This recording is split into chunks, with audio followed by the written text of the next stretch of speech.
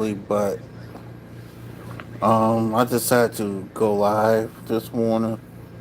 Um, One, because I had issue with sleeping, and two, I've been a little curious about this Nara Smith. And shout out to Alyssa Greenfield for this. Let's get into it. New episodes Mondays. Even after all these years, I never tire of this view. Your favorite community return. Nara Smith has gained millions of followers by making cooking content. She's 24 years old with 4 children, and she's known for wearing these crazy, opulent outfits, all while cooking food from scratch. This includes making more whimsical foods from scratch, like candy bracelets, bubblegum, and Coca-Cola. Nara has been called a trad wife by many different people, though she says she doesn't identify with that term. She's married to a famous model named Lucky Blue Smith. He comes from a big Mormon family, and he grew up in Spanish Fork, Utah. Lucky was the most famous around 2014 to 2017. This is when he was on the cover of GQ and Vogue, and he was photographed with Lady Gaga. This is also around the time that he was interviewed by Ellen. He's 16 in this interview. While Nara doesn't seem to be a Mormon herself yet, Lucky has introduced her to the religion. This is a video she posted of herself reading the Book of Mormon. If you zoom in, you can see it says the Book of Mormon. People are surprised by Nara's apparent interest in this religion, given that the Book of Mormon, for example, says that dark skin is a curse from God, and the Mormon Church has a very long history with racism. Lucky and Nara just celebrated their 6-year anniversary, and like I said, during that time they've had 4 children. Lucky also has an additional child from a previous relationship with another model named Stormy Bree, and I'm gonna get into that in this video. Nara's cooking videos usually include voiceovers, and if you go through her comments, I swear that one of the #1 things people are commenting on is her voice. So here is my best impression of a Nara Smith voice. Here it goes. Today, my subscribers were begging for another Tradwife video, so I decided to make a YouTube video from scratch. They were asking for a Nara Smith video, so I just had to give it to them. First, I started by harvesting a fresh outline from the fertile soil of my Google Docs. Then, I set up my camera. I didn't need a tripod, but I used one anyways because structure is important to me. I turned on my soundboard with care and intention. Next, I made my devil's bean juice to power my brain. I harvested these beans myself recently on a trip to the south of France. After that, I filmed. I adjusted the lighting, I did a quick sound check. I stared into the lens like I'm about to bake bread, but I'm actually about to analyze a social media persona. Then I edited. Watch me cook. Chop, chop, chop, like I'm slicing an onion. Finally, I pressed publish. And when it went live, I took a deep breath and thought, this video tastes delicious. What do you think? So that was my best attempt at a Nara Smith style video, and if somehow you've never come across her content, I'm gonna play a video example for you so that you can hear what her voice sounds like in a typical voiceover. When my husband turned to me and said he was craving hamburger helper, I had no clue what he was talking about. But after explaining it to me, I knew exactly what to do, so I decided to make him some. I started by making my tomato paste. So that's what a typical voiceover sounds like from her videos, and if you didn't catch that, she said that her husband was craving hamburger helper, essentially, so she decided to make it for him. This is one of the reasons why she gets these tradwife allegations, is that a lot of her content centers around her husband being hungry or wanting something or craving something, and she decides to make it for him from scratch. Here's another example of what I'm talking about. Here's everything my husband eats in a day / what I cook for him. I started making some breakfast. He wanted some French toast, so that's what I got started on. I made a buttermilk syrup. And just to be clear, it's not even just that she's like making him food or pulling him something out of the fridge. It's usually that she's depicting herself as making everything that he's craving from scratch specifically. Given the time that it takes to make meals from scratch, if we take this video literally, she may have been in the kitchen for 10+ hours to make these 3 meals. And I'll say another reason why people, I think, comment so often on her voice is that if you go back to her videos a few years ago, her voice does sound pretty different. Here's a quick example of that. Here's how I make my pickled onions. This batch was clearly running out, so I made a new one. pan. I used about 1.5 large red onions, but if you have smaller ones, I would do two. I sliced them really thinly on my mandolin. I am not the first person to make content riffing off of Nara Smith's style. Here's some of the other examples of parodies people have put on TikTok or on Instagram. A common joke is that she'll say in the video, like, my husband asked me for food or my kids asked me for food, and then she shows a recipe that is so involved you can only assume that it takes multiple hours to complete, and you just picture like the husband or the kids sitting there, like, you know, if you've ever had kids and they ask for breakfast, they're usually not willing to sit patiently and wait while you make sourdough from scratch, which you will then turn into French toast. Nara Smith is one out of two so-called trad wives connected to the Mormon Church. The other one is Ballerina Farm. This is an account run by a woman named Hannah Nealman. She is a lifetime member of the Mormon Church, and anytime I see anyone writing about trad wives or Mormon womanhood, Come with me to shop Ashley's President's Day sale. This place is littered with deals, with trendy items as low as $300. I see both of them referenced quite often. Hannah and Nara have actually collaborated on content before at Hannah's farm in Utah, and even if they say they're not trad wives, with photos like this, they are definitely looking pretty traditional. Hannah and Nara are part of a broader cultural movement within the United States where women embrace traditional roles and yearn for a simpler time, a time when women couldn't have bank accounts and when there was no such thing as no-fault divorce. I do not think it's a coincidence that two of TikTok's most viral trad wives have strong connections to the Mormon Church. Utah, for example, which is where the Mormon Church is based, ranks number 2 for biggest gender wage gap. The gender wage gap is just one example of this, though. This study ranked Utah as the worst state for women's equality, and Utah has been the worst state for women's equality for 11 years. And while Utah is generally known as a safe place, there is one violent crime where Utah ranks higher than the national average, and that crime specifically is the crime of rape. In my opinion, there's a clear connection between how traditional a state is and how few rights a woman has in that particular state. I shared more about these types of statistics in my Ballerina Farm video, but I personally do not yearn for a simpler time, and I have no nostalgia for a time where women had fewer rights. And so this video is going to be a deep dive into Nara Smith and Lucky Blue Smith and their connections back to the Mormon Church, but I'll also be sharing what I think this type of content says about Mormons, about Mormon culture, and about culture in the United States at large. I do think that ultimately, even though Nara Smith and Hannah Nealman often get lumped together, talking about trad wives, even talking about Mormon trad wives, I actually think their stories are quite different and quite distinct. For example, like I said, Hannah was born and raised in a devout Mormon family, and Nara, I would guess, didn't even know what Mormons were growing up and was only introduced to the religion by Lucky. But there's no confirmation that she's for sure a member of the Mormon Church. However, given her collaborations with Ballerina Farm, posting the Book of Mormon, talking about going to church, in my opinion, there is some chance that eventually she will get baptized and will get sealed in a Mormon temple to Lucky and do the whole Mormon thing. Before we jump down the rabbit hole together, don't forget to like this video, subscribe to my channel, drop a comment if you have any thoughts about Nara's content, or maybe just share what's the most random thing you've ever attempted to make from scratch. While you're at it, don't forget to brew up your own devil's bean juice.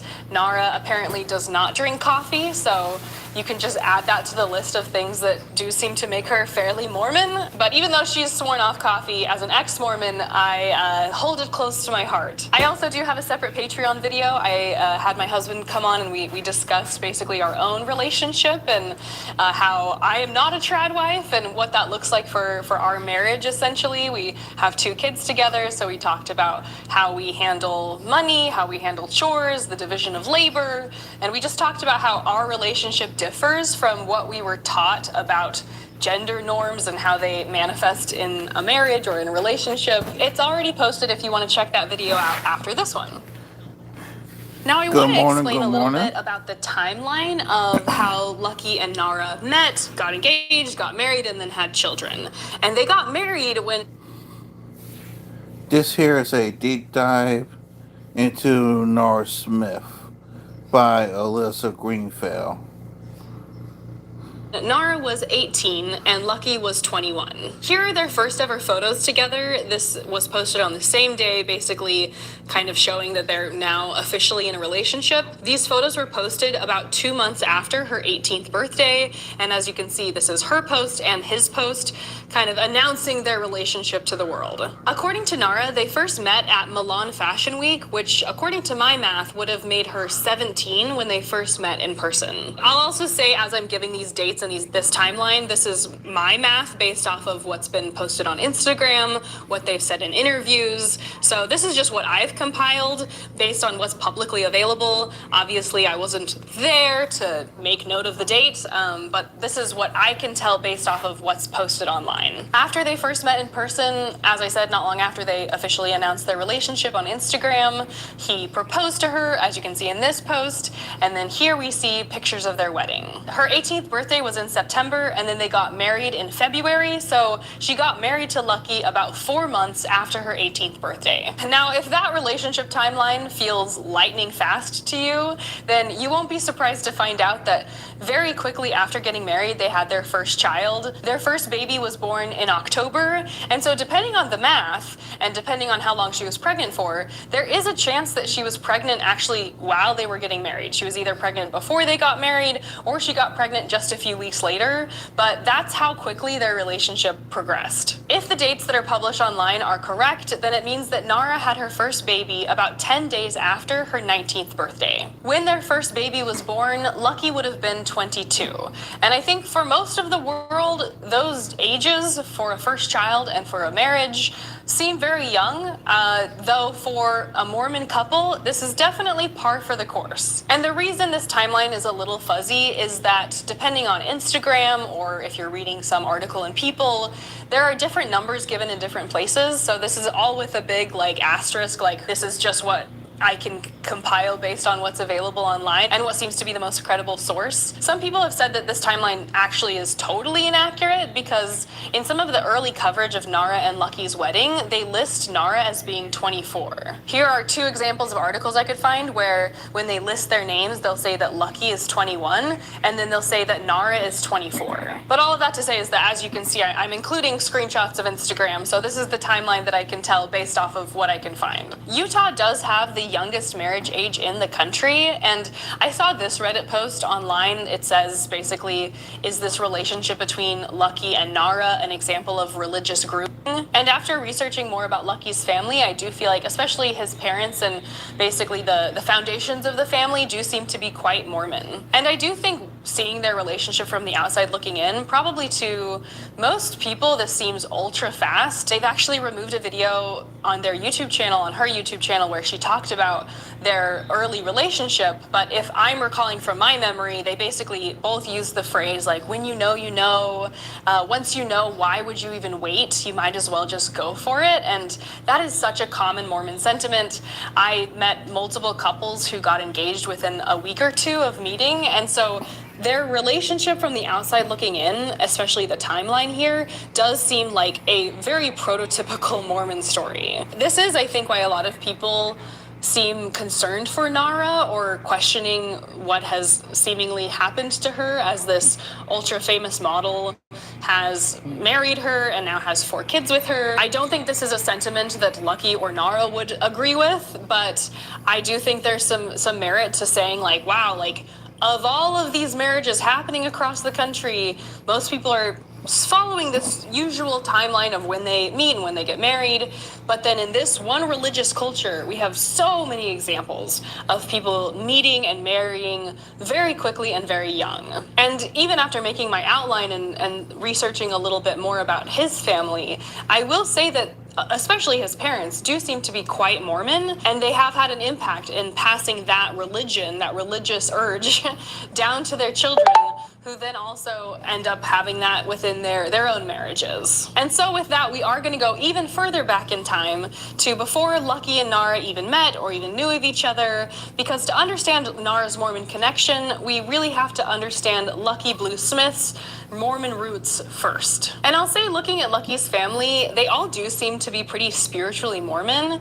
When I was growing up, people would often refer to this as being Jack Mormon or less active, where you believe, like if you asked them, like, do you believe in the Book of Mormon? Do you believe in Joseph Smith? Do you believe in the temple? They would say yes, without a doubt. But often the lives they lead seem to be not always completely in line with the most devout of members. And this is, I think, common for a certain subset of members of the Mormon Church, where they live lifestyles that don't seem to be super completely compatible with Mormon belief and doctrine, whether it's modesty or serving a mission, but they do spiritually still believe in the doctrines of the church. For example, even though Lucky Blue Smith has done underwear ads, for example, which doesn't seem to be like the most Mormon thing in the world, he does seem to always say he loves the Book of Mormon. Here's an example of a post from him a few years ago, and in this he's sharing his testimony and his belief in the Book of Mormon. And I'll say that this also feels a little bit like the Secret Lives of Mormon Wives, a style of being Mormon. Obviously, they all have their own ways that their faith manifests or does not manifest, but it's basically like holding the religion very close to your heart, and you're not maybe so dogmatic about following every single rule all of the time. And I honestly think that's one of the reasons why people are so fascinated by Mormons, because on one hand, they can seem super traditional and super devout, but then also very modern. Like, why can women get plastic surgery but not have coffee? Why is it that we see Mormon mommy influencers who will twerk for the camera but then also talk about how much they love serving their husband? It all seems like a contradiction, but humans are full of contradictions, and Mormonism is full of contradictions, and maybe that's one of the reasons why people want to take a look and try to understand what is going on here. I'll also say, as a side note, I always find it very fascinating to see what Mormon members do when they get famous.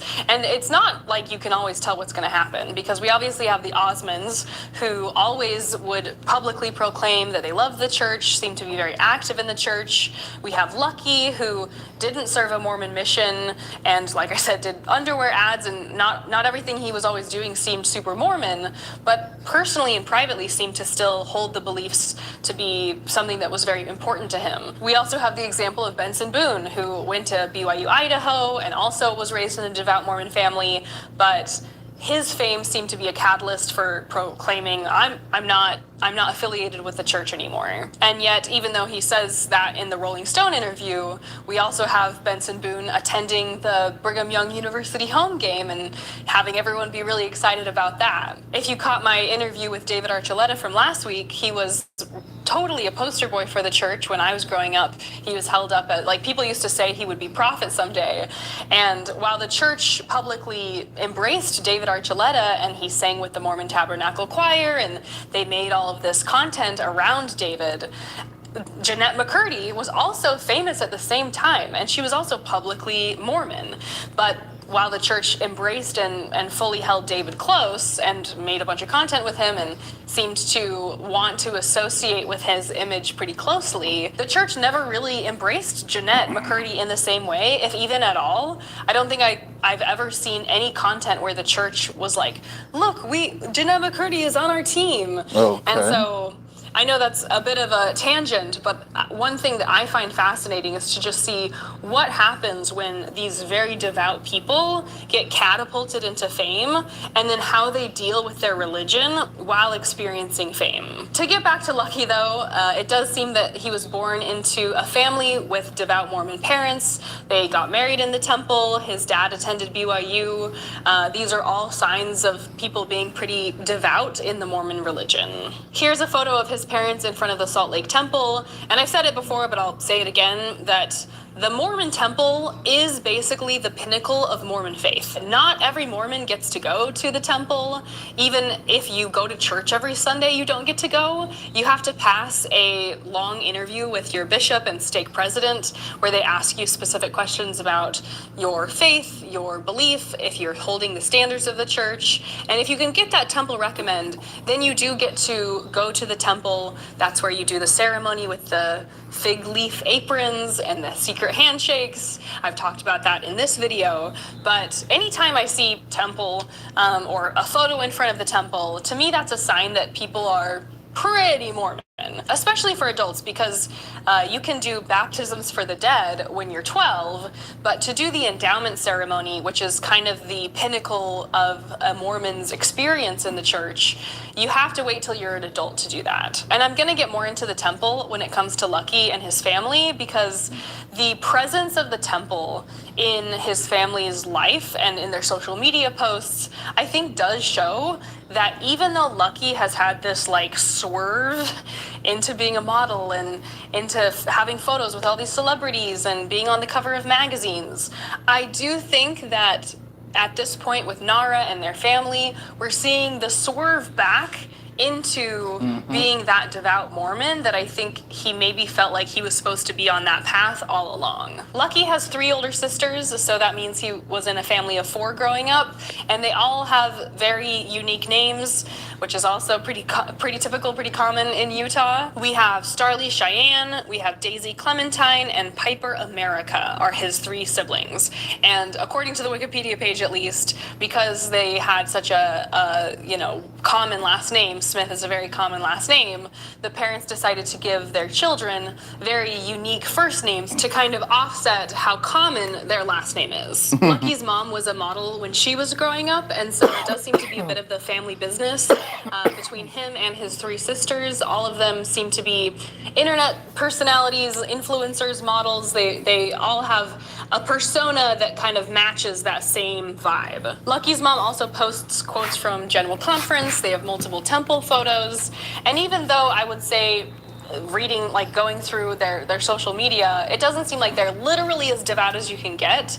The fact that these things are kind of popping up throughout their lives does show that they're pretty faithful to the religion, in my opinion. I also think this is a good moment to interject another observation into Mormon culture in general, which is that I just feel like Mormons are far too comfortable putting their kids online. I just think children deserve to be children and not celebrities, not models, not having jobs.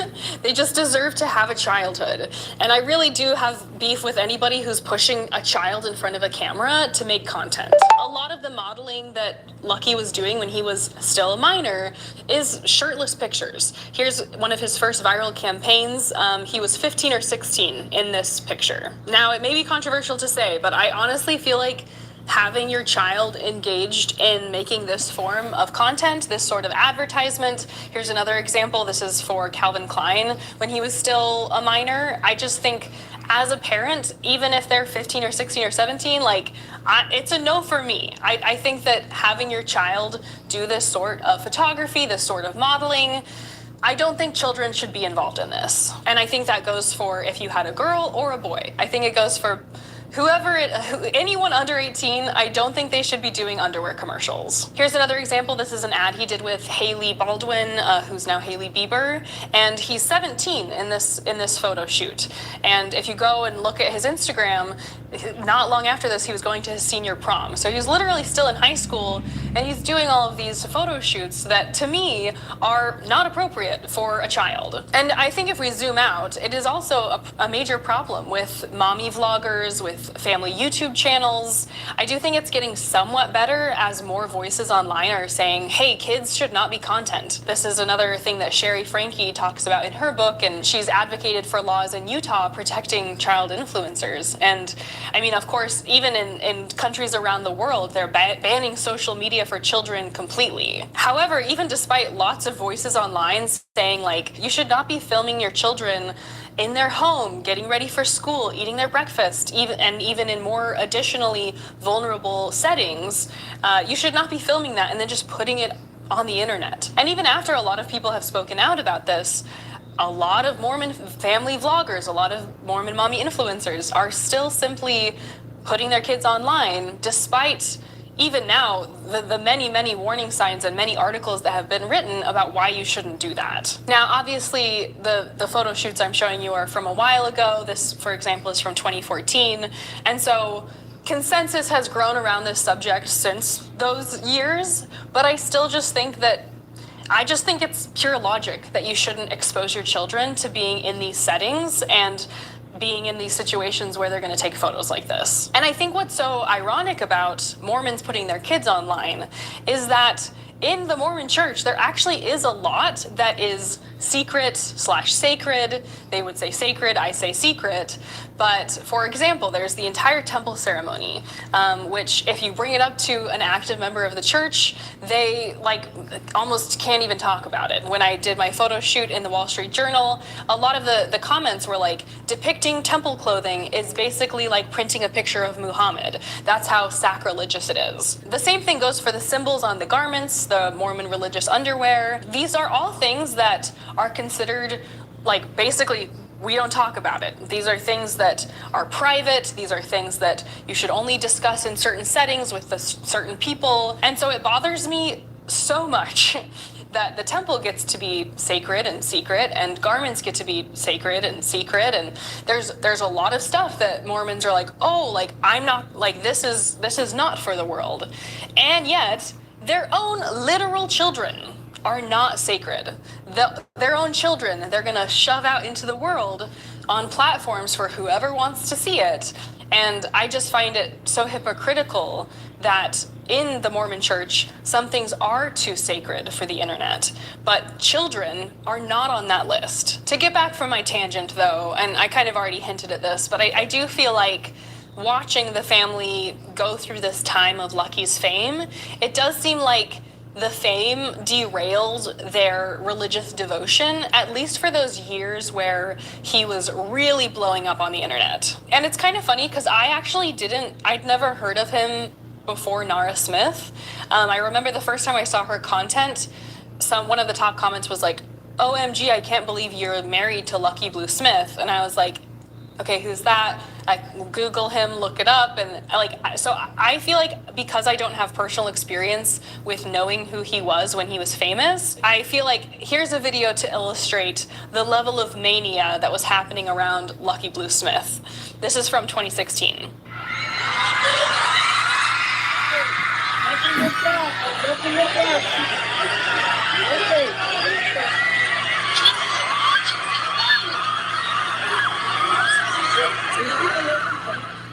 Pittsburgh is built to perform. From America's #1 selling floor jacks to sockets, ratchets, and shop equipment, Pittsburgh delivers the reliability you need at prices that can't be beat. Only at Harbor Freight.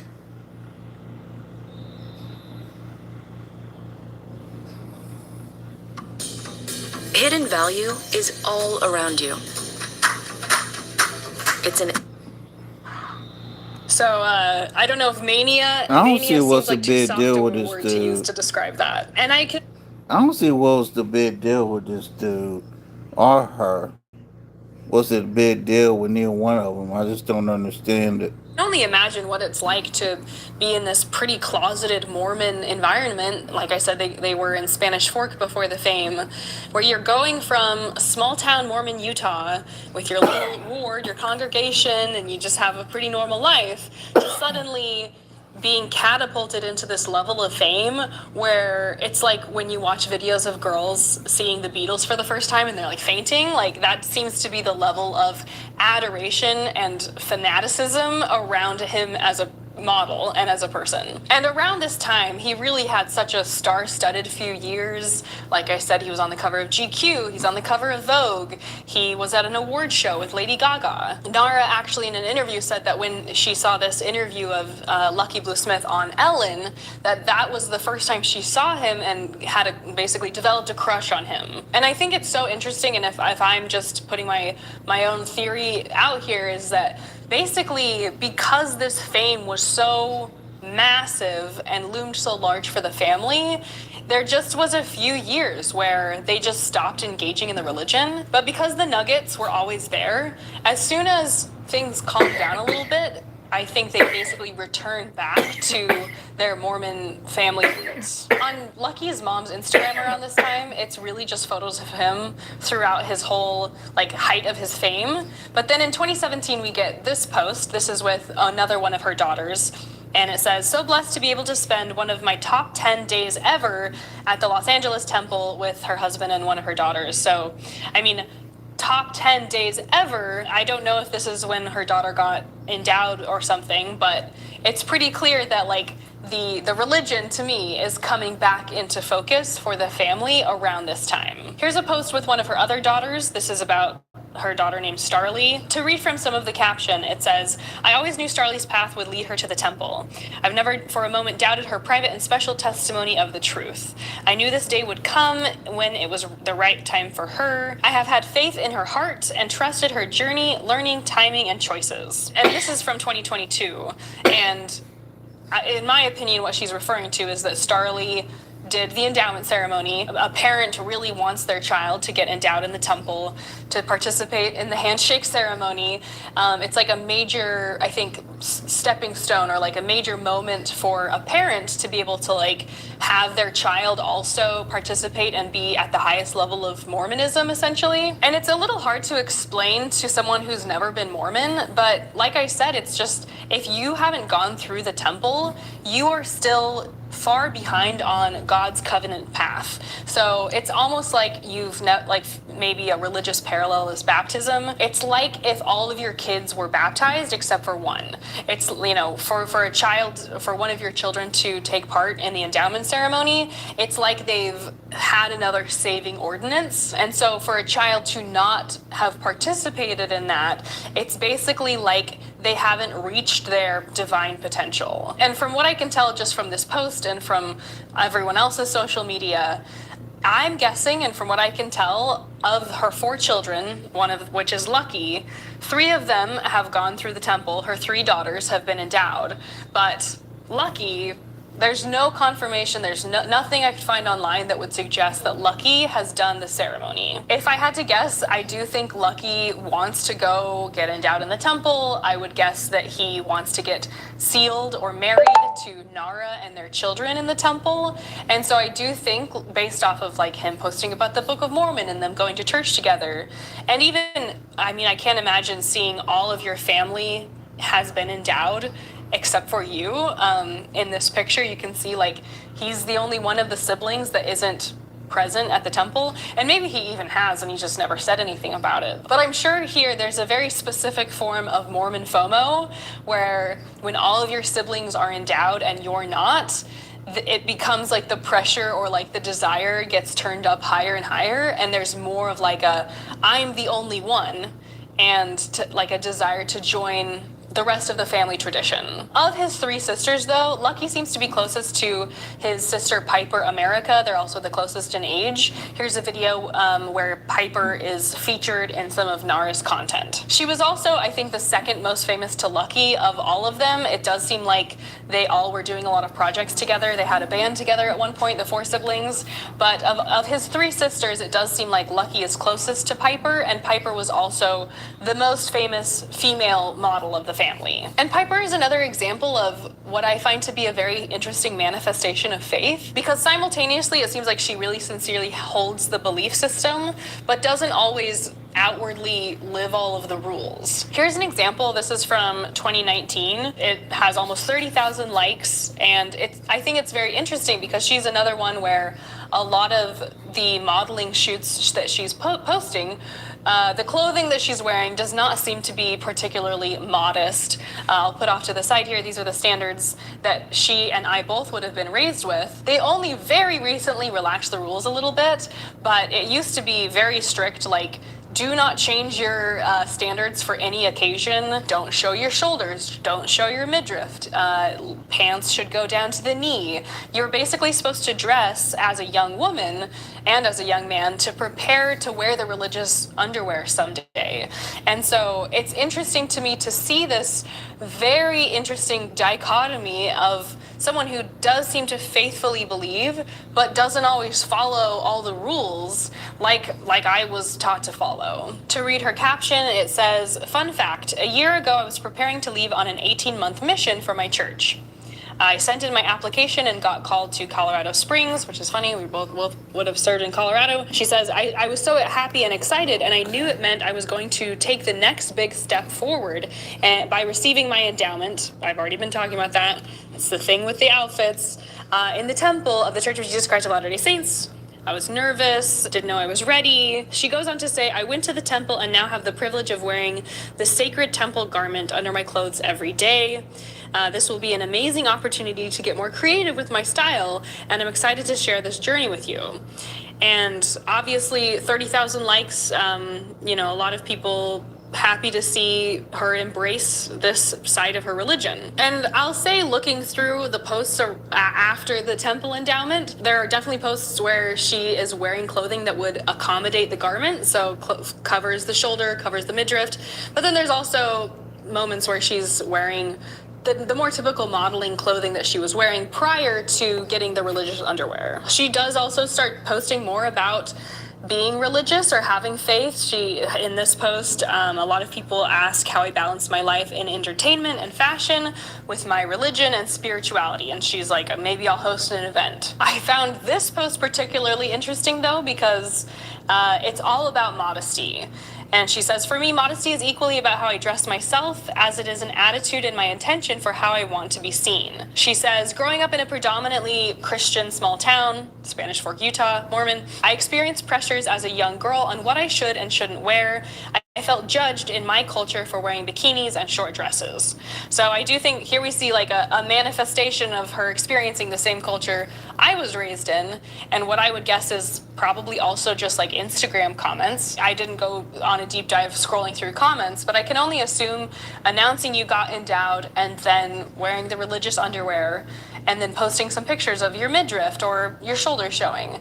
I do assume that she got a mix of people being like, so cool you got endowed, but also, why are you dressing like that and not wearing your religious underwear correctly? Because you are instructed to wear it night and day. You're basically supposed to wear it all the time. I mean, she said in her endowment caption that she was excited to wear the religious underwear every day. She goes on to say in the caption that she's posted sexy photos on Instagram and I got more attention and more likes because of it, which made me feel important and cool, but the feelings were temporary. As I have gone through the temple of the Church of Jesus Christ of Latter-day Saints, I have gained more knowledge about my divine destiny as a literal child of God, and then I'll leave the rest of the quote up here if you want to read it. But the takeaway seems to be, God knows my heart, I'm going to try my best, I'm not perfect. I will say too, I think that she's deleted some stuff over the years. It seems that she was married at one point, got married relatively young and got sealed to him in a temple, and then ended up getting divorced and then canceled the sealing, which is actually pretty difficult to do. But I feel like watching her go through this journey, just in going through her previous Instagram posts, feels like I'm like looking in a mirror a little bit with, not that I was ever a model, but just seeing her kind of seemingly struggle with this, like, what I want, what the church is telling me, what other people are saying about me, even noting like people have judged me for wearing a bikini or being immodest. And I think in seeing her journey developed so much empathy and compassion for someone who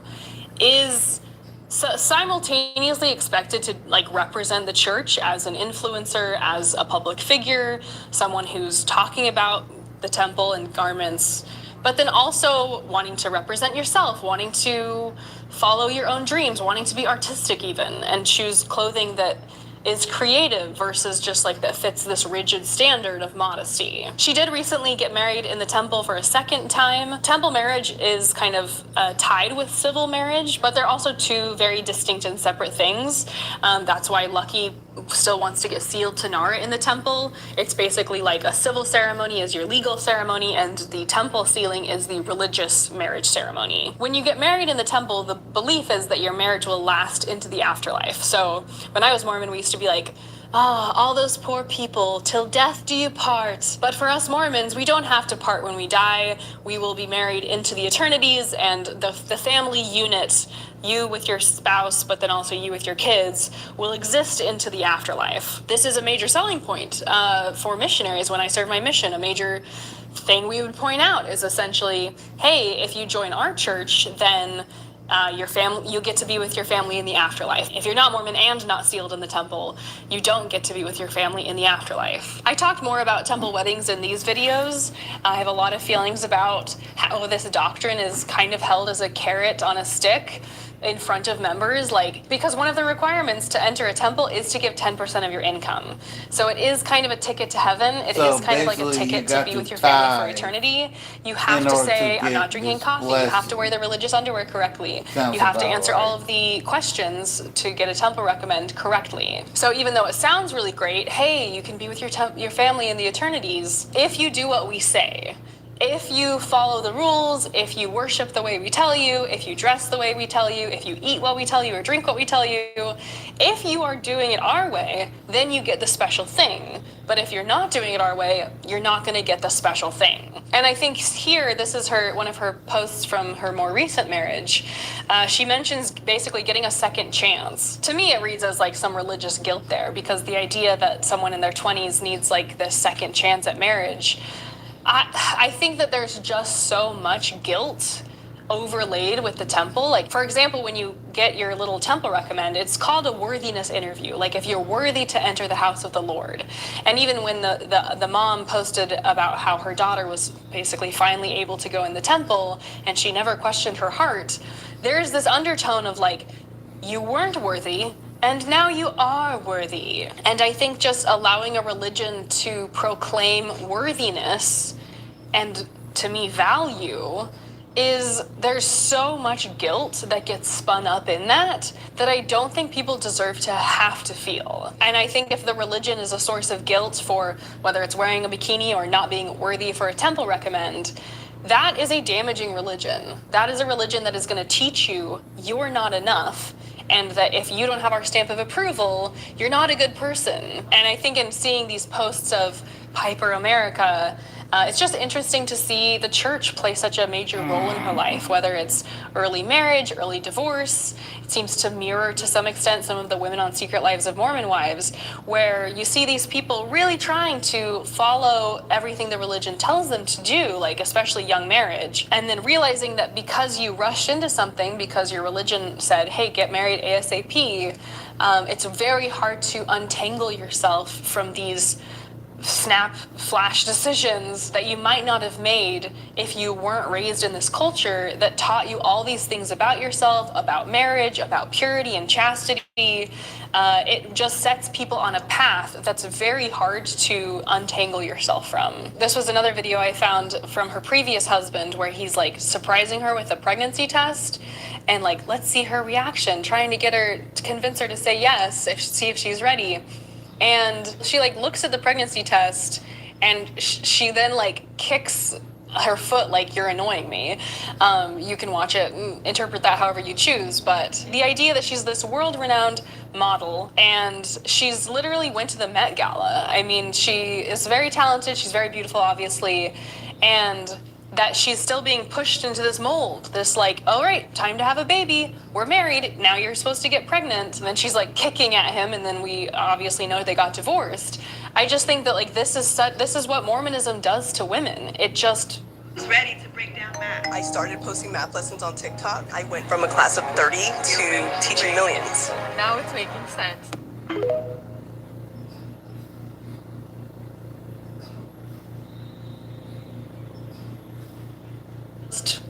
get in the mold. That's my opinion, right? Obviously she got remarried in the temple, she got resealed. That's not her interpretation of that. That's me saying what I think. But I just feel like in watching Secret Lives of Mormon Wives, of seeing so many of these like incredibly ultra talented women getting pushed into the mold, I just feel this sense of frustration that they should get to run and dance in the fields. They should get to experience more of life before being pressured into a young marriage, before being pressured into having all these children. And like I said last week, like I know that this is not how they interpret their own lives in many cases. I think for some of the women who have left the church and who are now sharing more of their outspoken experiences, maybe that is how they interpret it. It kind of depends on the person. But to see the church do this to talented, beautiful, amazing, awesome women over and over again, I do think it's very sad to see the women who don't fit the mold seemingly have a really hard time tamping down these sides of themselves to over and over again get themselves to fit in the mold. I do think another fascinating aspect of this family, I think that they do represent the new Mormonism. Here's a really fascinating article. This is from the Salt Lake Tribune. From about less than a year ago. And it says active Latter-day Saints, so members of the church, increasingly abandoning orthodox views. And then it says the people in the pews are not the same as a generation ago. And I think this chart really illustrates what the church has become and why so many members who are raised like me are confused by this new church that seems to be emerging. It's also, I think, why sometimes when I talk about my own family's orthodox views, like not having caffeine or our modesty standards, to someone who is 20 years old, what I'm talking about may not sound like the church they were raised in, even though I can point to tons of articles and tons of quotes from Mormon leaders that show that what I was raised with is merely a reflection of what Mormon leaders were saying. And what's crazy is that women who are 10 to 20 years older than me or more will look at my experience in the church and say, that's so different than what I was raised in, because the church changes so rapidly. This eternal church changes so rapidly that for so many people, it's she says she can't wear a bikini. What is she even talking about? None of me or my Mormon friends were raised with that standard. Even though for me, when I share that experience, anyone that was my age approximately will say, yes, that was a standard that we were all held to. So here's the chart I wanted to talk about here and identify where Lucky's family would fall within this chart. We have 4 types of Mormons. We have adaptive believers, cultural Mormons, devout traditionalists, and in-betweeners. And if you had to guess, you probably already know which of those I was raised to be. I was raised to be a devout traditionalist. So this is the person who watches all the general conferences. They know every single rule. These are the people who attend BYU schools. They serve Mormon missions. They get married in the temple. They follow all of the Mormon steps. Now, as you can see, the people who identify as devout traditionalists have dropped quite significantly. This is why a lot of younger people who watch my videos are like, no, your parents were just strict.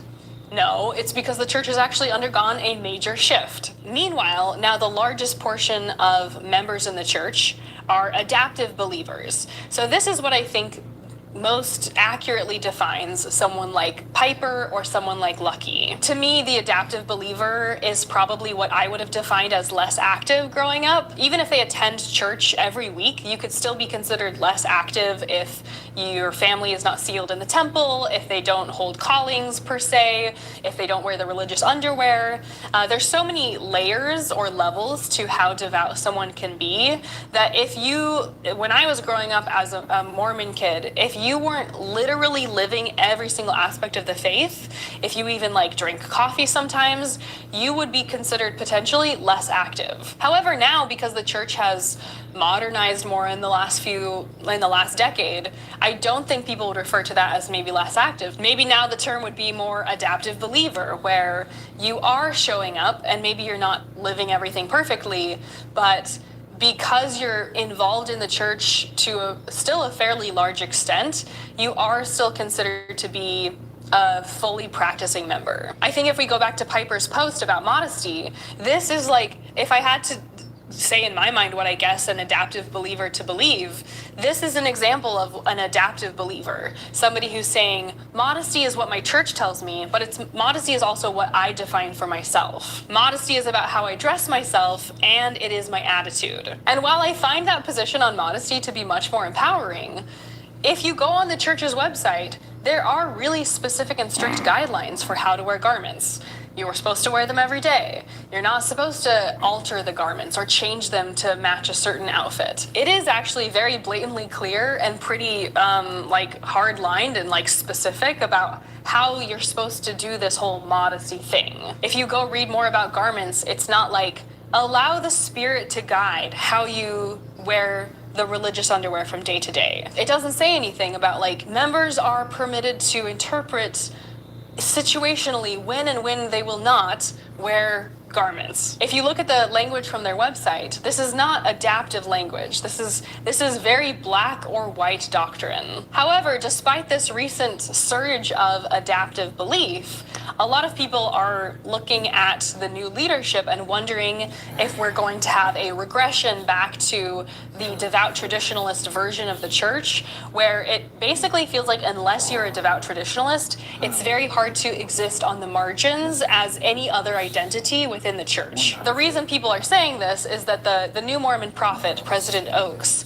has a much more hard-lined approach historically to things like gay marriage, and he just has a lot of quotes that he's given throughout the years that represent a much more dogmatic way of approaching the religion. Part of being the prophet means that he also gets to choose who's going to be the new one of the 12 apostles.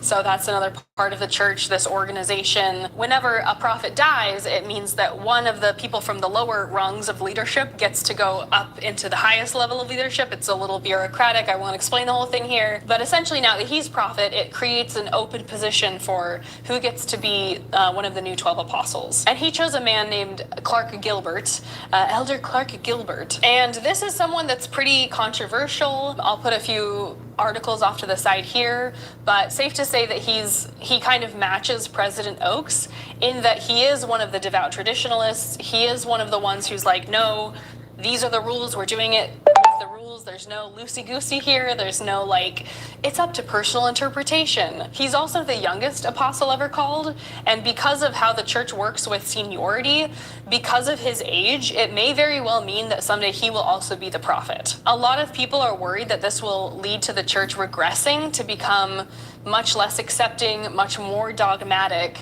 and that we will see the church basically return to what I was raised with, which was much more suffocating than I think that most of the people in this current, the President Nelson version of the church, that they experienced. And so while the adaptive believers seem to be enjoying their time in the sun, because I do think it's probably sunnier for the unadaptive believer than a traditionalist, their time in the sun may be short-lived. I was like, maybe they're going to finally allow gay marriage in the church and you can still be considered worthy enough for a temple recommend. But with Elder Oaks and everything he's ever said about all of his stances against gay marriage and against being gay at all, I fear that that time of the church may be a short window. Now, I've shared a lot about Lucky's family, and I think I've made the case that all of them, even with the distraction of fame and modeling, have still retained quite a bit of faithfulness in the church. Let's jump into Lucky specifically. As I said, Lucky grew up in Spanish Fork, Utah. That has a very high percentage of Mormons within the population. Really, all of Utah is quite Mormon, but there's along the interstate, there's a few specific cities that are basically as Mormon as you can get within the state of Utah. Here's a picture of him from his Instagram at EFY, which is a Mormon church camp. I also went to EFY. It's basically like a youth summer camp. And so him going to EFY, the temple pictures, all of these things are signaling this is a pretty Mormon family. After he was scouted as a model, the entire family moved to LA, and thus begins this surge of fame that he experiences throughout most of his teens. One thing I also thought was interesting is that he has this friend that he refers to as like a brother, and this friend is also very Mormon. This friend also served a mission. To me, this idea that Lucky is jet setting, going to different countries, walking the runway, while also seeing his friends that are like brothers to him, his best friends, his closest friends, serving missions, getting married in the temple. I can only imagine, like I said, the very specific type of Mormon FOMO where there's this like longing and desire to say, that's what I'm supposed to be doing right now. The guy that's like my brother is on a mission, and that's what the Lord wants, that's what my church wants. But here I am having this amazing time modeling, and I'm sure that growing up with these two worlds was very confusing. About 4 years after getting signed to a modeling agency, Vogue named him Model of the Moment, and thus begins his few years where he was on the cover of everything and everyone was obsessed with him. Basically through the ages of 15, 16, 17, This is the height of his fame. This is also the time in his life where he has his first child. And I think here in his story, this is another moment where I'm like, this feels like a very Mormon moment in his story, just similar to Piper, where there's that video of her husband being like, trying to surprise her with a pregnancy test. And I think here the story and situation with his first child does feel like it's a manifestation of his Mormon upbringing. I'll say this is another relationship that's a little difficult to track because he's deleted almost everything from his social media about this relationship. He does have a few posts with their child. One can only assume there's a ton of photos of them because they're both models, they're both beautiful, they're both ultra famous. And at least on his end, almost all of those have been deleted from his personal Instagram. So that means just like the storyline with Nara and Lucky, where it's like I'm kind of cobbling this together based on Instagram.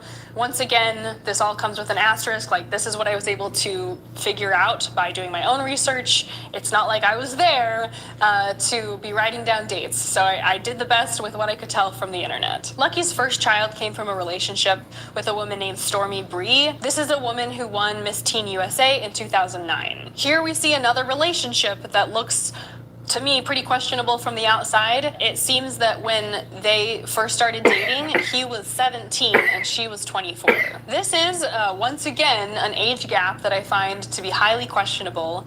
It actually seems like they never were legally married. The child that they had was a child that was conceived prior or without any form of a marriage certificate. I feel like I find this relationship particularly questionable given how much Lucky was doing. Why do we go? Out there, far from everything.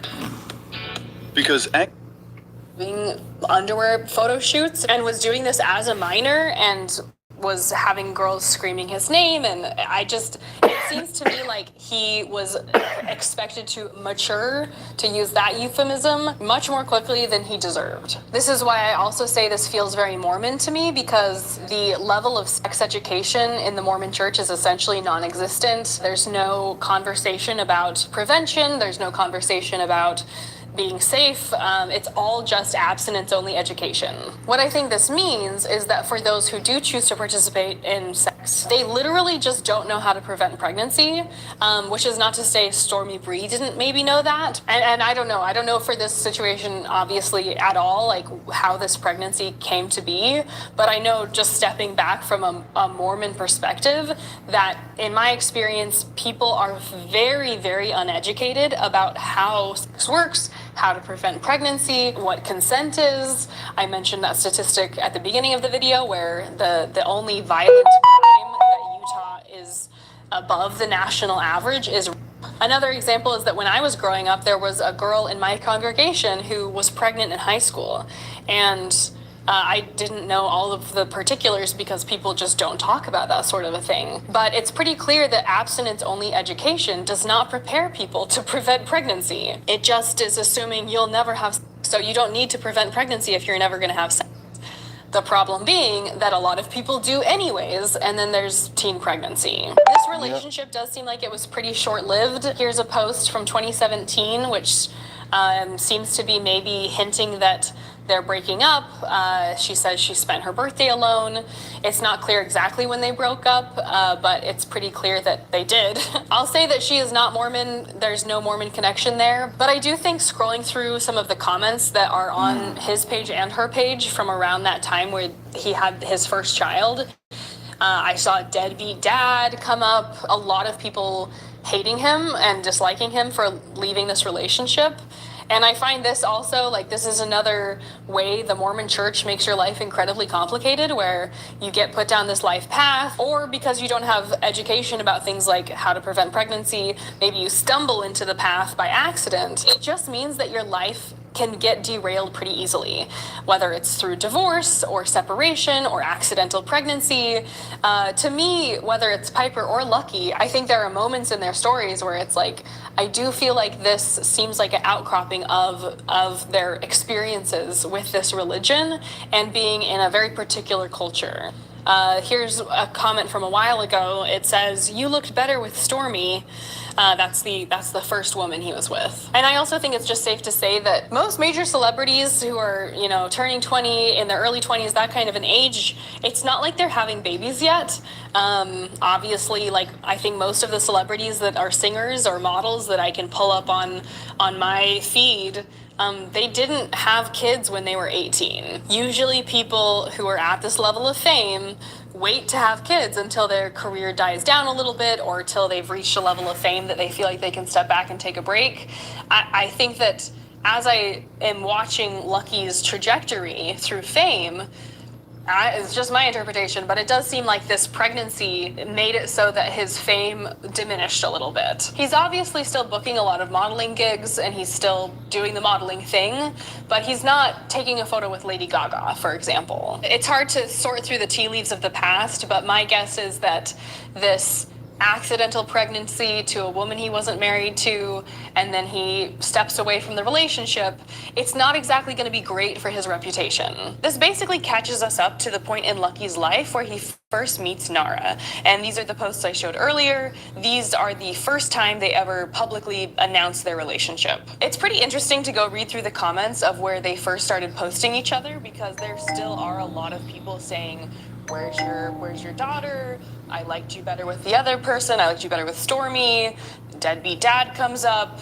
You need to man up and get back, with your baby mama.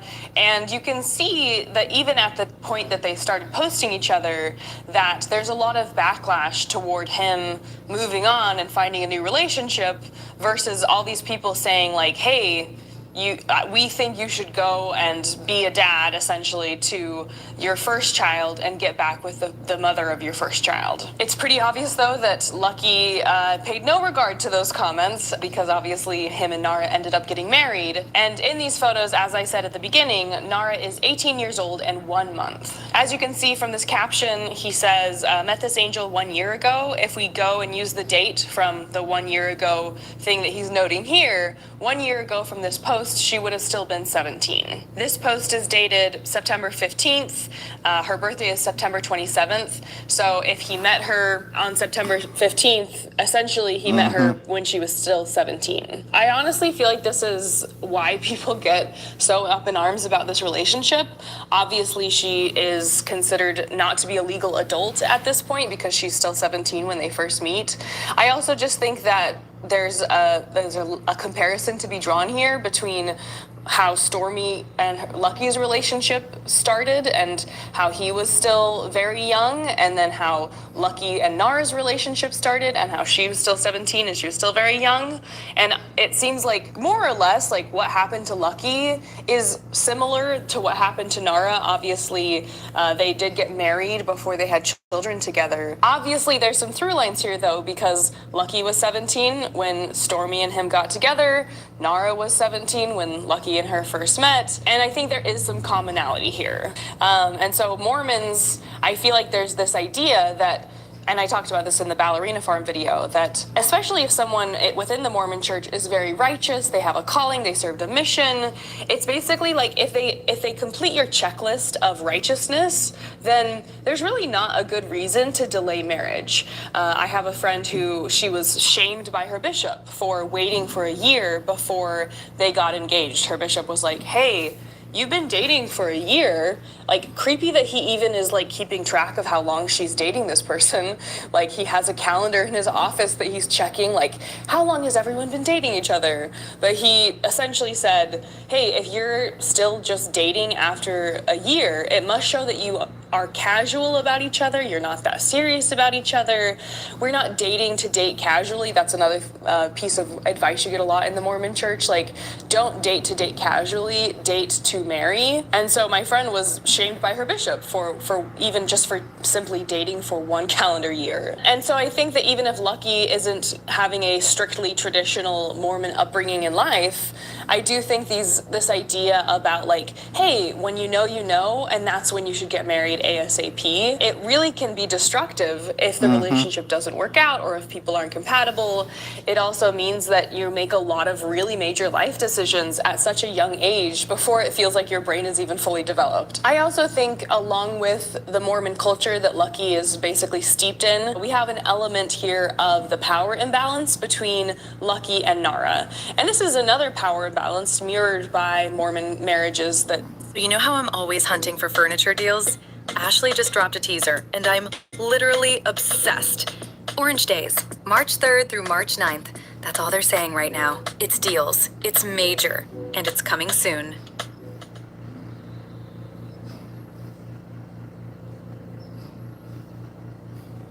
that often takes place, which is usually there is a 2-year age gap. The reason for that is that the young man has served a Mormon mission, he comes back, and then he marries whoever's the most single and young and available. So because, at least historically, girls have not served missions at the same rate, usually the Mormon man comes back from his mission and he dates like the college freshman. So there's usually in most, like whenever I'm doing research on people and their relationships, there's almost always a 2-year age gap between the man and the woman.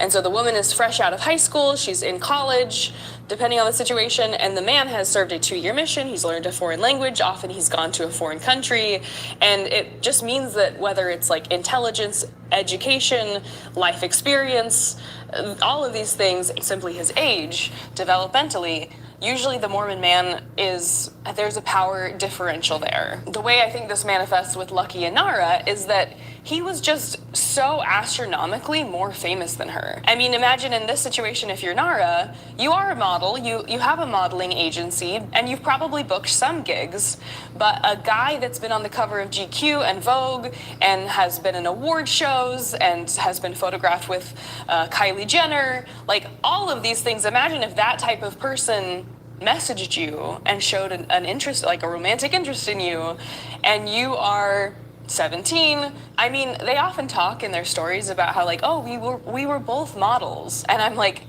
yeah, but not like in the same way. Like Lucky was Vogue Model of the Year. Like he was so immensely famous. I showed obviously the video of him exiting the room, the building where all the girls are screaming. There's lots of videos you can find like that. And it's not like Nara has videos like that of like boys standing out like, wah, freaking out. And so he was just so much more astronomically famous than her that I think this also adds an element of like, this really famous person is expressing an interest in me and now he loves me and he's proposing to me.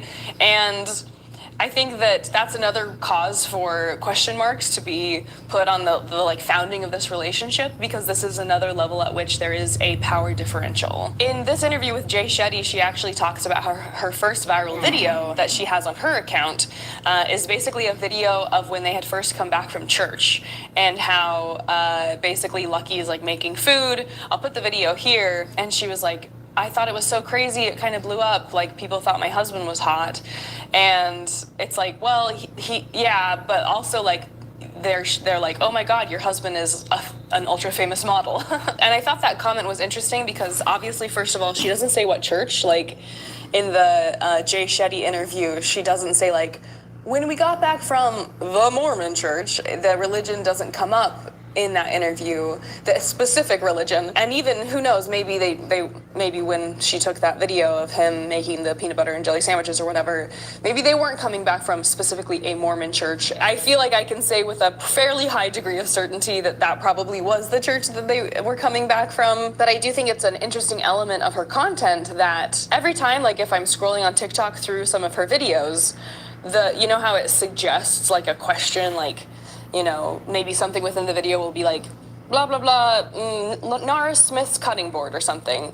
It's basically like a suggested search item. And very often her suggested search item is simply Lucky Blue Smith. And so I think it's interesting that to some extent her virality has also been driven by people's curiosity in her famous model husband. And I'm going to get more in a bit into how Lucky's faith starts to manifest through Nara in some of the specific examples I'm going to share. But I do think even in these early years of posting, the religion by no means is like front and center, but there are hints of it, right? So they have photographs and videos in Utah, for example. There's one of them in Park City, and they're both so glamorous that you might not be able to immediately recognize, like, oh, they're in Utah.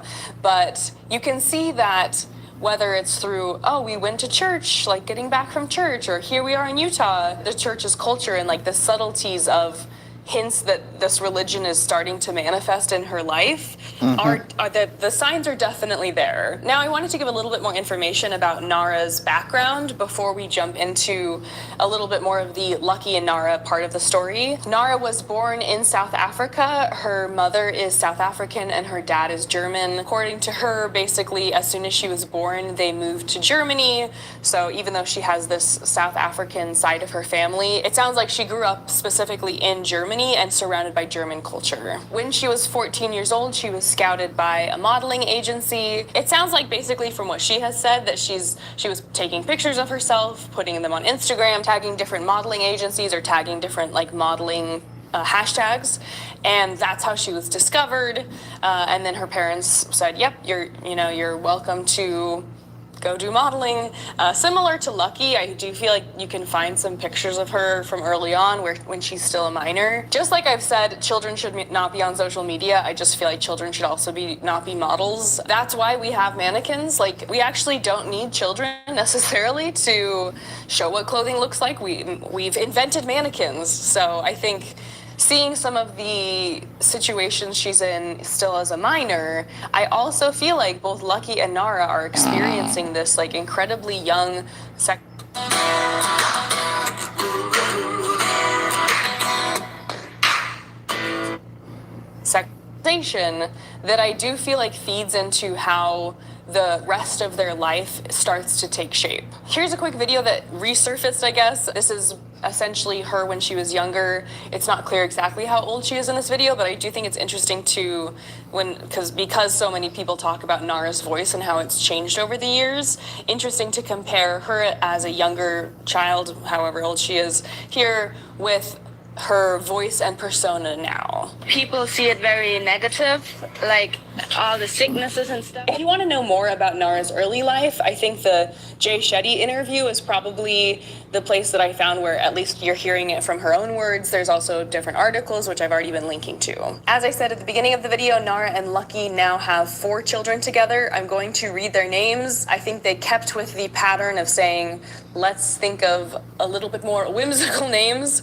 Also a very Mormon urge. To read their names, we have Rumble Honey was their first child, Whimsy Lou, Fawny Golden, and their son, Slim Easy. And honestly, it's not just a Mormon thing. I think maybe another piece of the puzzle of why they chose these odd names or unique names is because I think also celebrities also commonly name their children whimsical and nonsensical names. To share a few of the Mormon elements that have come out of her content, as I said, she has posted herself reading the Book of Mormon. It isn't the type of book of, this is like the most recognizable Book of Mormon form. This is the one that all of the missionaries in the Book of Mormon musical always have. This is the set of scriptures I carried around on my mission. This is the New Testament, Old Testament, Book of Mormon, and Pearl of Great Price. Can you imagine carrying this around every day? This is too much scripture. We need to not have so much scripture because it's too heavy to carry around. But this is what Mormons are most typically seen reading out of. I thought it was interesting, as a side note, when Taylor Frankie Paul was showing herself reading scriptures, she's mostly reading from the Bible, but she's still reading from the Quad, is what Mormons call it. And so I think it's interesting to see what type of scriptures people are reading from, because even though Taylor has a seemingly complicated relationship with her membership in the church or identifying as a Mormon, it shows just how Mormon she is. Like, anyone that has this was, at least at some point, pretty devout if they are carrying around and still have these types of scriptures in their possession. Nara's Book of Mormon, though, is like a fancy, pretty Book of Mormon, which fits the content style, but commenters were quick to screenshot and point out, like, she's not just reading any old book over there, she's reading specifically the Book of Mormon. Here's one of the videos where she addresses the Mormon allegations. She says she's not a hardcore Mormon, she doesn't wear garments, she's figuring out her faith. I'll link it below if you want to go watch the entire video. I do sometimes feel like I'm like, she's not Mormon yet. I do sometimes feel like I'm a bit of a conspiracy theorist when it comes to this, because this is a post from Lucky when they first got married, and he calls Nara his eternal queen, which is also like a very Mormon thing to say if you marry someone in the temple. So basically, in a Mormon temple, men and women are supposed to be basically told that if you stay righteous, you'll be a king and a queen in the afterlife, you'll be a priest and a high priestess. So the word queen is actually quite coded for Mormon language. Here's an example of a faithful Mormon blog where they talk about this concept. This is called, the blog post says, "Can you explain the concept of becoming kings and queens in eternity?" And so even just the word eternal is also very Mormon coded, because it obviously, as I've already explained, when you get married in the temple, the belief is that your marriage will last into the afterlife. Now, like I said, it's a conspiracy theory because there's literally no evidence that they got married in the temple that day. Additionally, obviously, she's also said she's not Mormon. The post of all of Lucky's mother and the 3 daughters in front of the temple is another piece of proof that he's never gone into the temple, because he would have likely been there on that day had he previously received his endowment. However, I think the reason I feel kind of like I have my tinfoil hat on is that his family has been so religious, is that his family has been so devout, and his mom has focused so heavily and specifically on the temple as a sign of like, everyone's trying to reach the temple. This is like the family goal. This is the family culture. And so for me, even if they haven't done it yet, I would guess that it is a huge priority for Lucky at some point in his life to take Nara to the temple to get married for time and all eternity and to get sealed in the afterlife to their children. And even the post of her reading the Book of Mormon or talking about how her and Lucky went to church does show that, given his family history, given everything I've shared, that potentially he is simply laying the groundwork to introduce her to the religion and see if she's interested. And I feel like, honestly, my theory about Nara's connection to the Mormon church has morphed over the last couple years. I remember when I first started getting people asking me like, hey, can you comment on Nara's connection to the church? And when I first researched her, I felt like, oh, there's like literally no connection here, and feeling like she was this very modern woman who has children and has a modeling career, and there's not really anything to look at here. But I do feel like as I've gone back more into her social media, and then I think that the moment that maybe it shifted for me was when she posted the collaboration with Ballerina Farm. I feel like when they were making this content together, they were like, let's give them something to talk about. Like, I just feel like I wonder like what they were talking about as they were filming this content together, because obviously the whole internet is lumping them together as like these Mormon trad wife poster daughters, and they could choose to never collaborate, because a collaboration does seem to suggest maybe there's a connection there. We're friends, here we are, we sign off on each other's content, and they refer to each other as friends within the collaboration, and then the husbands are getting to know each other. And I think if anything, for Nara, who seems to be quite adept on social media, to say, let me go and collaborate with Hannah, it does show to me that the connection is growing rather than she's distancing herself from the connection. I think collaboration to some extent signals a stamp of approval, and given that Hannah is called the queen of the trad wives, Hannah is very, very Mormon, Hannah has a long history with the church, and for Nara to go collaborate and then to take this picture of them in their traditional wife dresses in front of the American flag with all the children running around, it doesn't feel like she's trying to actively distance herself from this label that people are putting on her. I think too why people get so confused almost by Nara's participation with Lucky with the Mormon Church is because of the Mormon Church's very long racist history. This is my video where I did a deep dive into that history specifically. Some of the highlights are essentially that the church did not allow black people to fully participate in the church till the late 70s. The Book of Mormon still to this day includes verses that say that black skin is a curse from God and that God gave this certain group of people black skin because he didn't want them to have interracial marriage or interracial children. I'll put the verse off to the side here if you want to read it. And this is a verse that's literally still in the Book of Mormon. They did revise another verse. It used to say white and delightsome, that God wanted his children to be white and delightsome. They changed it in the Book of Mormon to be pure and delightsome, which, considering that I was raised to believe that this is literally, quote, the most correct book on earth, the fact that they're changing the most correct book on earth is just one little piece of proof in there for you to know that it's all made up. It's a scam. Yep, I've the also Book seen of other Mormon people is a saying scam. that maybe because race is perceived differently in Germany versus the US, maybe that's going into it. Like, Nara is not specifically an African American. She was raised by parents who were South African and German. And so maybe the church's history with racism, maybe it doesn't like bother her as much. I don't know, because she's never spoken about it, and it doesn't seem like, you know, I mean, she's posting a video of herself reading the Book of Mormon. I would say that it makes it seem like it doesn't really bother her that much, and if it does, she's not letting that get in the way of at least saying, oh, let me take a video of myself reading the Book of Mormon. There's also a chance she doesn't even know the history, but I feel like she does seem to be quite smart. She seems pretty intelligent. Has this business. She makes these viral videos. So it's just, we don't know anything about it, essentially. We don't know about her perception of the church's history with racism. I do think when we had that scene from Secret Lives of Mormon Wives where Layla is actively talking with the hairstylist about the church's racist history, and the hairstylist is like, wow, living in Utah is really impacting my mental health because there's a lot of racism here.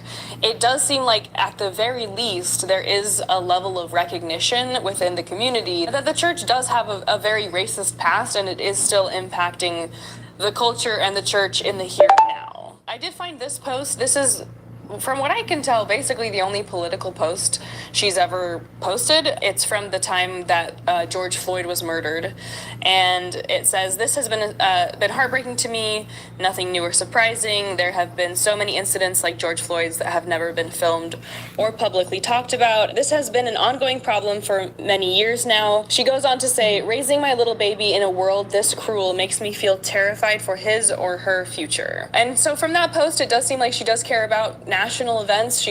I would say, maybe cares about politics. She's obviously engaging in a debate and a conversation, and at a time that a lot of people were speaking out and saying, hey, this is wrong, we're raising our voices against this. And I think it's interesting that she has this really thoughtful post, but she hasn't posted, from what I could tell, anything else of this nature since then. I think it all raises the question of what we expect out of public figures, because obviously, like I said in the ballerina farm video, I feel like the name for these types of people with large Instagram followings who show their life and who are part of the culture, like a very predominant part of the cultural conversation and the discourse, it raises the question of what we expect from them, because the name of that job is influencer. Your job is to influence culture. But I feel like often when the rubber hits the road, the same influencers are washing their hands of any impact they have. Like, I'm just showing my life.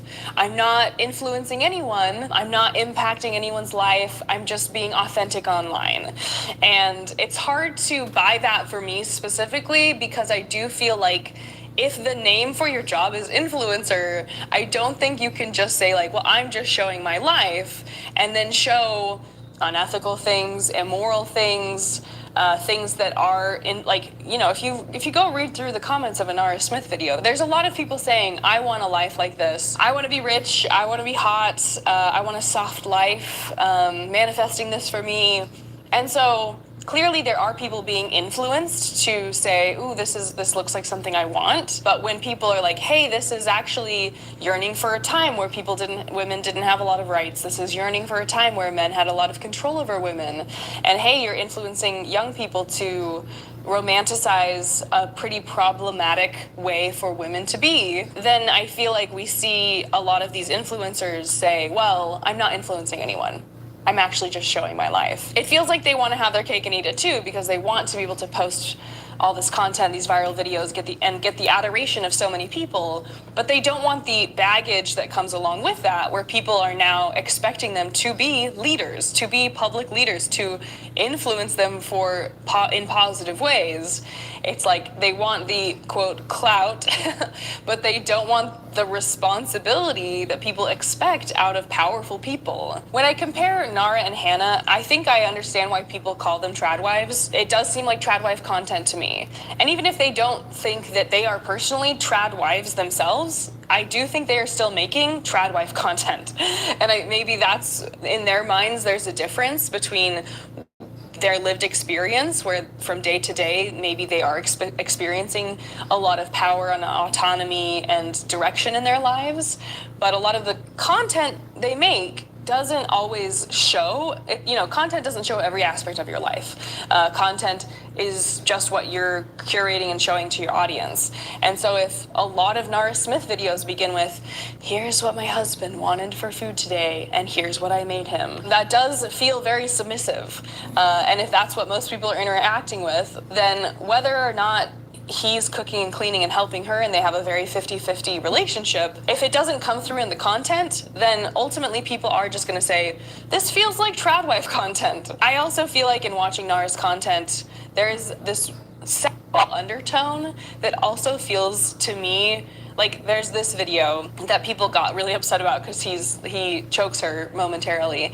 And a lot of their content, whether it's like spanking or things like that, seeing that on screen and knowing she does have a very young female audience, and especially knowing that there are reports that say there's no amount of choking that is safe, it adds this other element that Ballerina Farm does not include anything like that from what I've seen. And I think why I find those moments in the videos the most dark or disturbing is that, like I said, there is a really long history of sexual violence against women in traditional cultures, within Utah specifically. And I think the presence of these types of elements within her content, I mean, people have even added these to like the parodies that they have made about her. And I just think it adds this new layer of what a tradwife is. I remember whenever on another Secret Lives moment where they're talking about a tradwife, and she was like, yeah, a tradwife is somebody who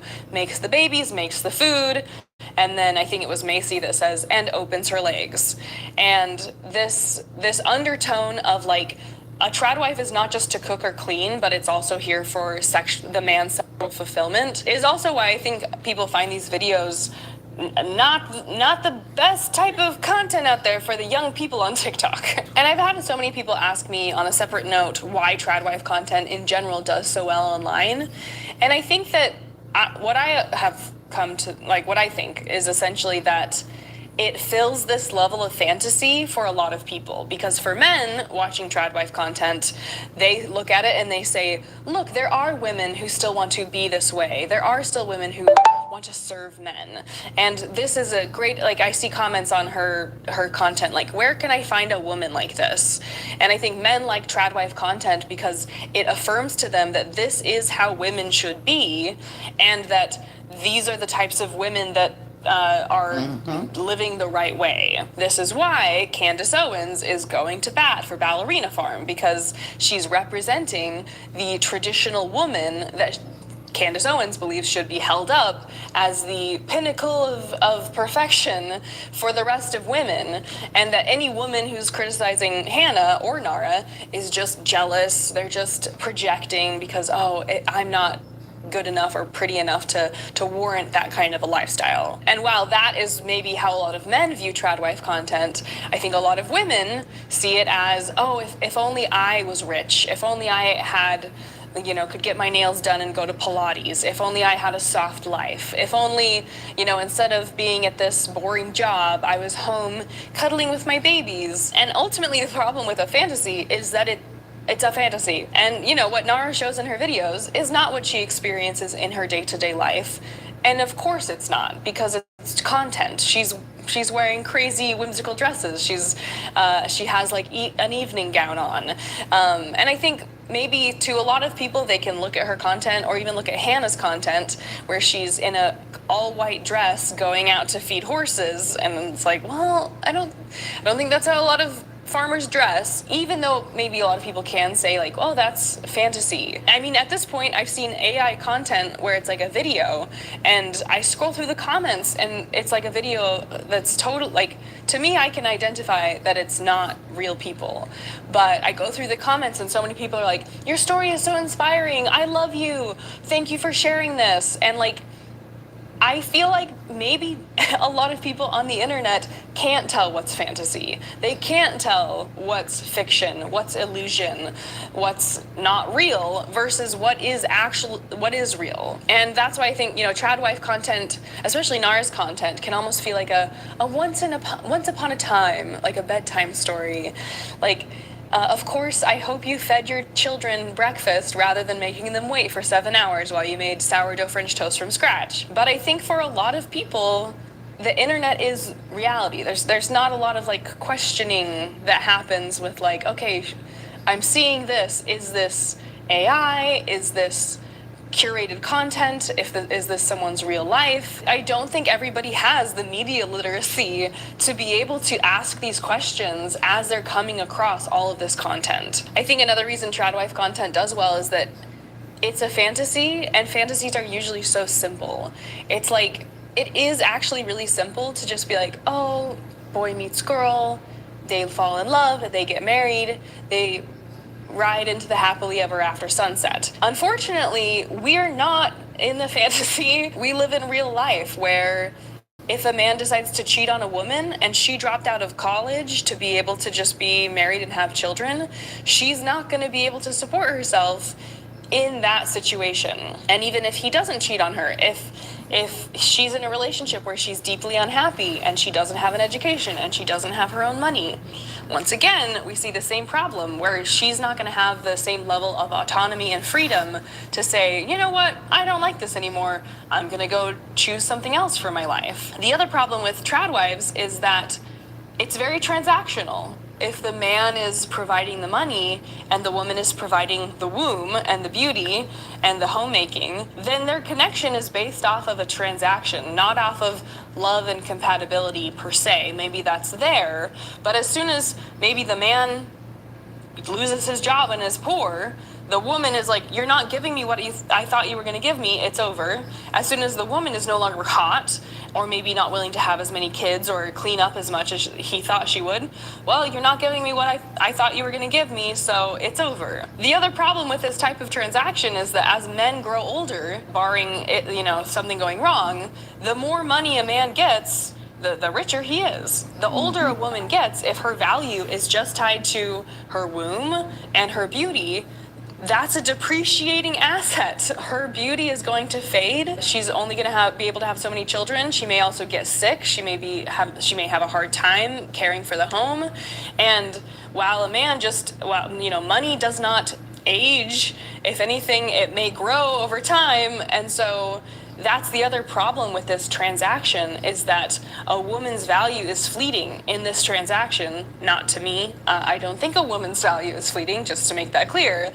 But a woman's value in this transactional relationship is fleeting, whereas a man's may only grow and grow and grow. And that's my problem with the tradwife fantasy, is that it is so, I think a woman making a beautiful dish, that is beautiful. A man, reading a bedtime story to his children, it is beautiful. Like, what a nice little scene. But it the tradwife fantasy neglects to interject all the nuance and all the ways that these things can go wrong for people, and all of the history of women being restricted from rights and restricted from autonomy. That's why, to me, it becomes so dark, because it's like, well, this looks pretty for now, but that's because we're just getting a glimpse.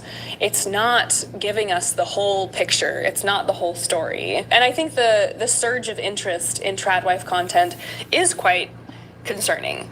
I think that it's indicative of America becoming more conservative. It's indicative of Trump's "Make America Great Again."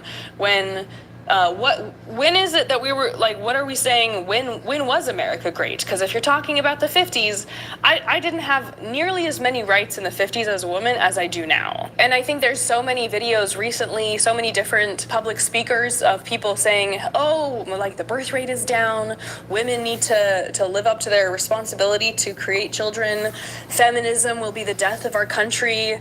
And it's just, I think seeing so many people say things like that so publicly is really quite concerning, because it shows that all of the clawing and scraping that women have done to try to get some equality out of this country is now being villainized. It's being seen as women being selfish and women ruining America, when all that women are asking for, in my mind, is equality, is an ability to make our own choices, to control our own bodies, and to have the freedom to say and do what we want. And so, as I've reiterated many times, I do not yearn for a simpler time. I have no nostalgia for the 50s or 60s. I like the earth now, and I want things to directionally change to be better for women. There's still a lot of work to do, but rather than regressing to the past, I'd rather look forward to the future and say, what still needs to be done? There is still a national wage gap between men and women in this country. In 2024, women make 81 cents for every dollar a man makes, and that's actually gone down. In 2024, it's down from 2023 and 2022. So, to me, even the gender wage gap going down is like, this is why it's like connected, in my opinion, to this resurgence of tradwives, of conservative and traditional women as rhetoric. That's why I think it is important to talk about this. I'm not just jealous of Nara Smith. I think she is a microcosm. Nara and Hannah are just like little chess pieces, they're little parts of a much broader cultural movement to strip women of the freedoms that we've gained over the last 100 years, and to literally say, get back in the kitchen. One of my favorite quotes is from Dr. Martin Luther King Jr., and to read his quote, it's the arc of the moral universe is long, but it bends towards justice. And I do feel like if you look through history, that does seem to be the case, that like it does take a very long time, but generally we're trending in the right direction. But I also feel like sometimes we have like 2 steps forward, 1 step back, where the pendulum is swinging and we're going towards justice, we're going towards justice. And then from the old guard of the culture, there's a backlash. It's like they force us back a bit, because it's like, no, we do think women should be this way. These are the traditional roles for women. And so I think what we're seeing now is like a backlash toward everything, all the progress that has been made. And I hope that Dr. King is correct. I hope that even if we do have our progress stunted a bit, we overall still keep inching towards the moral justice that he's talking about in that quote. Thank you so much for watching today's video. Please let me know what you think of my commentary. Let me know if you still have any questions, any Thank y'all for being here, and I'll see y'all later. Peace.